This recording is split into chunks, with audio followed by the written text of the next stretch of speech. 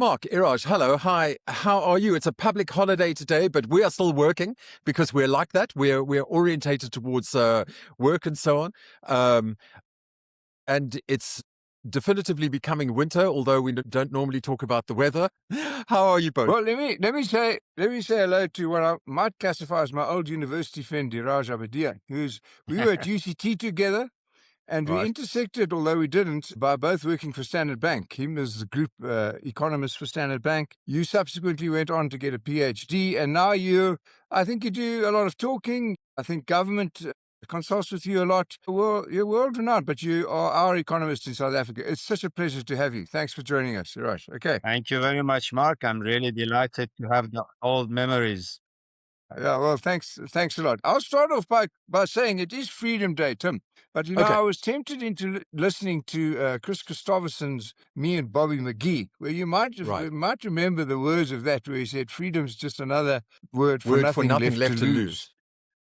Okay, maybe that's starting to look like things at the moment, as the world is in such a geopolitical mess of freedoms. Iraj, let me ask you this. This geopolitical, multifaceted war with central figures that seem to be very focused on themselves, what's going to become of it? Where does it go? What is and I'm going to put 3 or 4 questions into one. And what is driving it now? Is it maybe economics that's driving warfare, or is it warfare that's driving economics? What's your take on the current world situation, man? I think my take, Mike, is that what is driving it is some kind of ideological, religious perspective on a number of fronts, certainly from the regime in Iran, and most certainly from the hardcore of the regime. The regime in Iran is like an onion. It's got layers and layers and layers, and we mustn't oversimplify by assuming that each layer is as like any other layer. As you get closer to the core, or if you want to be more factual about it, as Netanyahu and Trump literally assassinate the outer layers of leadership, they go to the closer and closer to the core, and the core has got a very fanatic, apocalyptic religious commitment. That's what driving it. Not that unlike of the Zionist apocalyptic one, that they feel they have a God-given mandate to own, to protect, and to develop Jerusalem and the land of Zion. So you have these 2 phenomenal religious apocalyptic perspectives clashing to the end. Of course, that's just the hardcore drive. Around it comes other geopolitical considerations. The United States has got a far deeper, wider geopolitical interest in the Middle East than Israel. What will come of it, I think, as it unravels, we'll see that it will realign the lines of geopolitical security alliances, which up to now, for example, has been literally up to 3 months ago, the Middle East was defined in a caricature way. It's Israel against the Arabs or Israel against the regime in Iran. No longer that's the case. Now you have suddenly the Arab countries who feel as under threat by the Iranian regime as the Israelis do, because they've been attacked. They've been brutally and unexpectedly somehow been the target of more missiles and drones than Israel has been. So that is going to realign the Middle East lines of alliance. It's not finished yet. I know everybody thought, including President Trump and his advisors, that it's going to be a 4 to 6 weeks confrontation. It is not. It's going to drag on for a long while. Tim, what is your current take on this? Wow. I'm just sort of amazed by it all because, it's so obvious that politics is driving economics in a way that we really haven't seen for a long, long time. It's the power of politics to change the global economy. I was just looking through some statistics. So we know that crude oil has gone up, right? It's about 50% up year on year. But if you look through the other things, the list of stuff that has really just exploded. Platinum is up 100%. Gold is up even more than than the very high point it was at the beginning of the year. Aluminium is up 50%. The effect is not just in the oil price, and it's not just about oil escaping the Straits of Hormuz. It's about a much broader array. What's your feeling, Mark? Well, you're right. We haven't even started to count the impact of input cost changes. It's going to affect every single good and service, this war. And it might take longer to affect some than others. And then I think there's going to be a repercussion. I think the East, who've sort of stood by, if you will, are going to go, well, okay, now it's our turn to start raising tariffs and start, being protectionist and start pursuing our monopolistic geographical ambitions and things of this nature. So I think it's a pervasive consequence that we only starting to begin to understand. Of course, precious metals and stuff like that benefit someone if only we had the railroads to deliver it to the ports, to deliver it to the world. So we sit not being able to take as much advantage of those things which affect us positively in economic terms. I think if you go, what are the trades? I never used to think about trading oil or trading gold. They were too boring, as variables. But now, if you want to, look at the reverse correlation between the two, and it's difficult stuff. And as you say, Raj, it's embedded in ideological differences, differences which I might argue have dividing more than uniting consequences around the world. Correct. Iraja, if things stay as they are at the moment, what are the consequences for South Africa? And are the consequences for South Africa different from the consequences for the world in general? Or I know I'm putting you on the spot, but it's very hard. I mean, it's actually one of the things I wanted to ask was, how difficult is it to predict these days? I mean, it strikes me that just the process of predicting the future is much more difficult now than it's ever been. Of course, because the past was pretty, in a way, predictably lined up West against East or NATO against others. And there was some kind of loose but reliable lines of dividing the globe and your national interests in that context. What has happened now and what is happening as we speak is all those lines are not only blurred, are being redrawn. Literally. And therefore, as the global unipolar becomes multipolar, and within that multipolar, you get multi-alliances. For example, NATO was very dominant and very well-known and well-functioning for a long while, although it's no longer. But now in the Middle East, there is a Middle East version of NATO shaping up as we speak. Who exactly will end up member of that alliance, we don't know, but that is happening and discussions are being held. It's going to have consequences. Short-term consequence, yes, you're going to get reaction mostly on the precious metals, you get on iron ore, because remember, over the past 60 days, an enormous amount of armament have been wiped out. They have to be replaced in one way or another. So you're going to have a secondary effect on other commodities, manganese, iron ore, all the inputs into different alloys that make missiles and drones and bullets and all that stuff. And at a different scale. Middle East now, Saudi Arabia, UAE, Kuwait, Bahrain, Oman, all of them, Pakistan, they have to rearm themselves. And America has to replenish its lost stock. And Israel has to replenish its stocks. And it's going to have a domino effect. So we're going to, in terms of effect, and I'm coming to, in a way, answer the impact on South Africa. There's a short-term impact on economic front, which is a systemic one. Price of oil goes up, everybody suffers. But there is a big difference between suffering in India and suffering in South Africa. India's growth may go from 7% to 6.8%, 6.5%. South Africa's growth has been pathetically low, and leading to declining real per capita income over the past 20 years. It's about to get growth going, and it's going to be pushed below 1%. That is a huge impact, disproportional to what we see in other emerging economies. But at the same time, there is a potential medium-term positive prospect if we can get our infrastructure and our alignment in terms of mining, shipping, and managing the export of not just precious metals, but also a whole lot of minerals that we have plenty of. But that requires a different kind of geopolitical alliance as well. So I think there's a secondary and tertiary effect that is going to kick in the next 12 to 18 months, which is going to be potentially far more consequential than the price of oil. Yeah. Do you think this discussion is happening in government? Because I would be sitting there going, okay, guys, what do we do? And they're going to listen, just get those export industries going. And we could, if we funneled foreign direct investment into very specific 5 to 10 year projects driven by these changing prices and forces, we could form a foundation for extraordinary growth. I mean, do you think that sort of discussion is happening somewhere where they go like, okay, guys, have you seen what's happening outside? Mark, unfortunately not. Our No. in its own way, our government is also stuck in its own ideological corner, so to speak, or bubble, if you prefer. They don't have the medium to long term perspective. They do not plan for it. It's all short term. For example, it goes along, well, we have a lot of strategic minerals, so let's sit on it.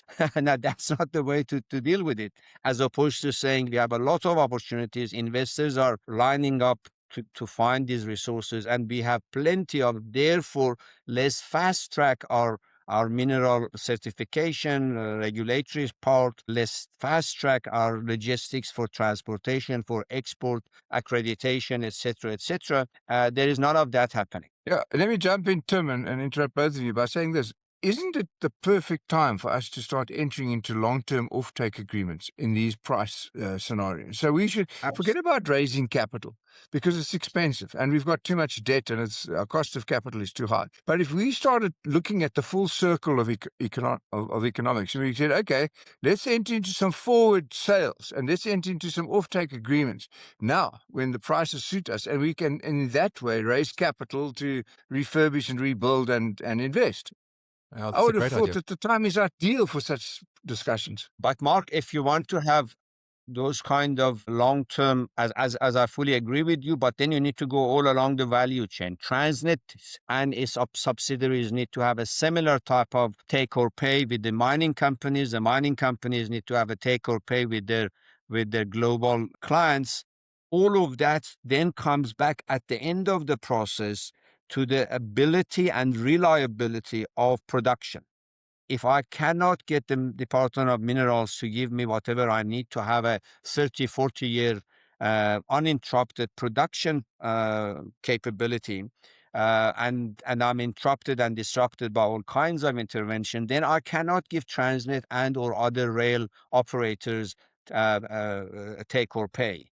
And so on and so forth. So I think I fully agree with you, but then we need to have, back to the previous point, we need to have a very medium to long-term strategy. How are we going to use the changing geopolitical environment globally to fast-track our growth here in South Africa? Iraj, I hate to kind of disagree with you, but I actually live He in tries the this every Western week, Cape. Iraj. He tries this every week. He's forever wanting to disagree. But I Yeah, just Tim, want you to know. why would it be different? Why would it be different? I just like you to know. I just like to point out, because it's something that's happened quite close to me, is that the Outeniqua choo-choo is now back on track. So, as for your despondency about Transnet, just bear in mind that the choo-choo, it's not running like it was, but it is running. So you just need to factor that in, but I mean, more seriously, I do see changes in Transnet.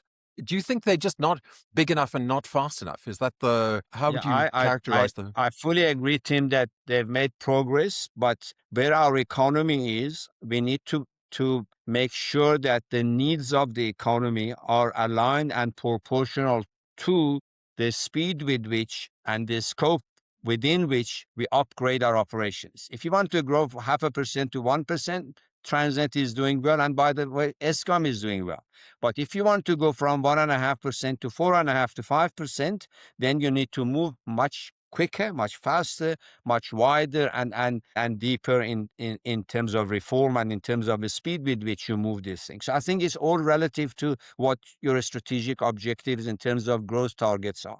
You see, I think if we made it obvious that we were inviting this kind of capital and we weren't going to stand in its way, in fact, we were going to enable it, enable. I think there's tons of capital that would love to pour into South Africa. I really do. Yes. If they sort Absolutely. of saw an attitude change, and there are attitude changes. I'm seeing personally people starting to talk to me about, are there vehicles that we can put together for capital investment. There are things happening, visibly at Transnet and other NSCOM, as you point out. And yet we have, I think the figure was for 23, 24, 15 billion rands worth of water going down the drain. And people not prepared to pay. I think, Raj, what do you think the consequences of us not paying for goods and services are going to be? Isn't that like the death knell for any business when they come to a restaurant but they don't pay for the meal because Yeah, the food's so correct. bad? But I think, Mark, to your previous point, and I've made this point ad nauseum, that there is no shortage of capital. At the moment, there is an abundance of capital in the global market.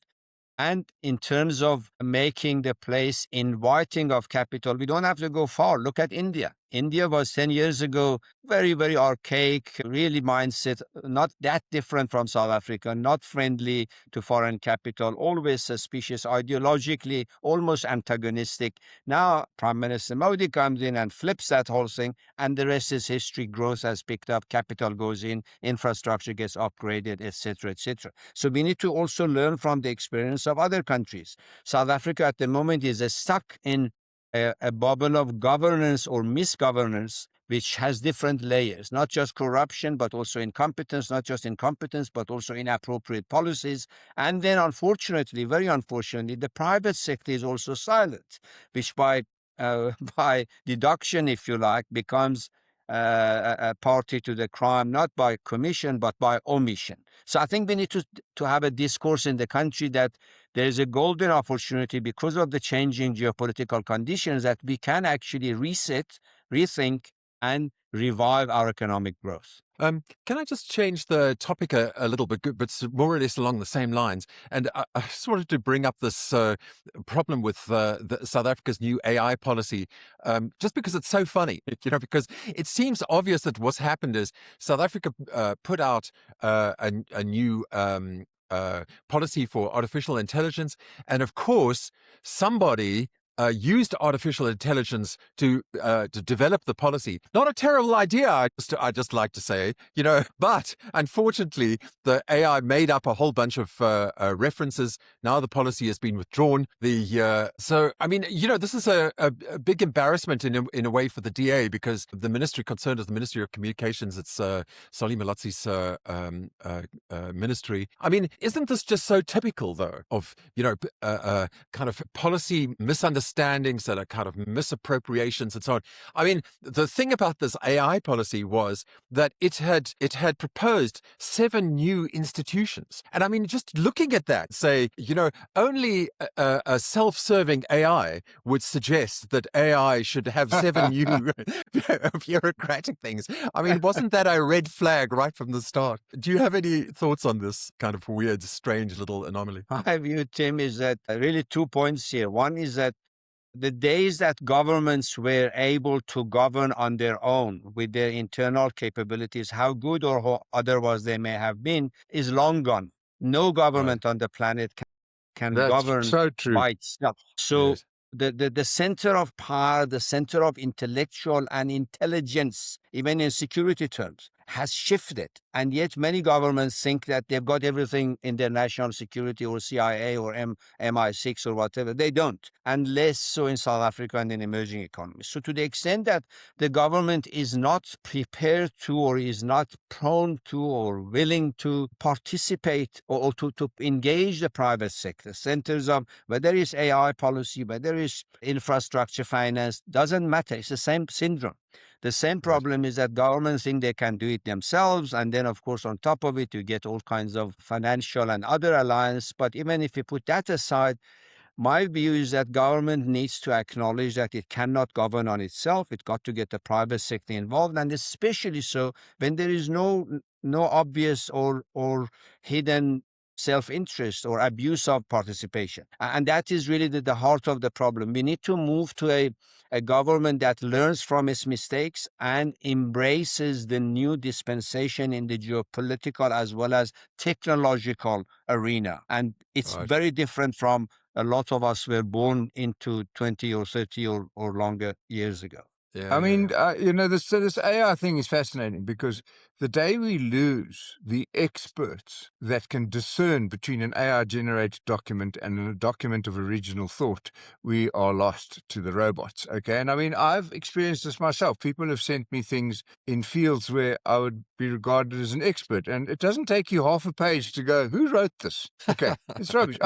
It's rubbish because they're using bigger words than the author knows, okay? And they're using... And it's very quick. You ask for an exercise, and someone produces it about 4 minutes later, and you go like, who wrote this? But I was on a call like this with someone who answered a question on deferred tax at a level of expertise way beyond his ability or qualification to suggest that. And I like, where'd you get that? And someone said, I think it's the answer from Chat GPT. Well, when we start Chat GPTing each other, we better stop chatting with each other because there's no point to it at all. And here's the other, we talked about corruption and other forces, and I completely agree with you. You can't do it on your own anymore. No one can grasp all of this stuff on their own. But when you marry power with ignorance, okay, you have a toxic environment, and you don't even have a center of reasoning anymore. There isn't a set of reasons or logics that applies so that we can have a logical debate with someone with an answer emerging rather than a winner or loser. Okay, we have lost the capacity when we start getting onto private versus public. It's a political debate, not an economic debate, because Correct. there isn't the depth of economic mutual understanding and shared technology to bring out a solution that is better than both inputs. That's where we've got lost. As far as I'm concerned, one of the criminal things we have is people not qualified in charge. Okay, that begets ignorance, weakness begets weakness, and unless someone breaks that mold, we're going to be working for AI. It's Mark, that is pitiful the as much as tyranny it's of laughable. that's the tyranny of mediocrity. That's the tyranny of mediocrity, and therefore, really, unless we crack that, and it's become so embedded in our public thinking and public institutions and government departments, from especially municipalities upward, we are not going to make much progress because mediocrity invites mediocrity, and lack of confidence promotes insecurity of those in And power. indecision. Indecision, correct. Or And poor there's one other aspect I think about this too, which is mediocrity mitigates against ambition, because you need to be confident that you can achieve before you are able to make really significant path-breaking decisions. And I just don't see that. I see a lot of gray and not a lot of light. Anyway, but not to be too negative about things. It is Freedom Day. We are free. And we are free to make this podcast, and we are free to invite people who are really just pleasure to have on board. Iraj, thank you as usual for your extraordinary wisdom. Sure. Thank you. always Great just a insights. joy. Thank you. Thank you Cool, very man. much, Mark and Tim. Thank you. Okay. All right. Well, we better let our listeners go and enjoy their freedom. Thanks both of you again. Chat next week. It's a short Pleasure. week, guys. Very short week.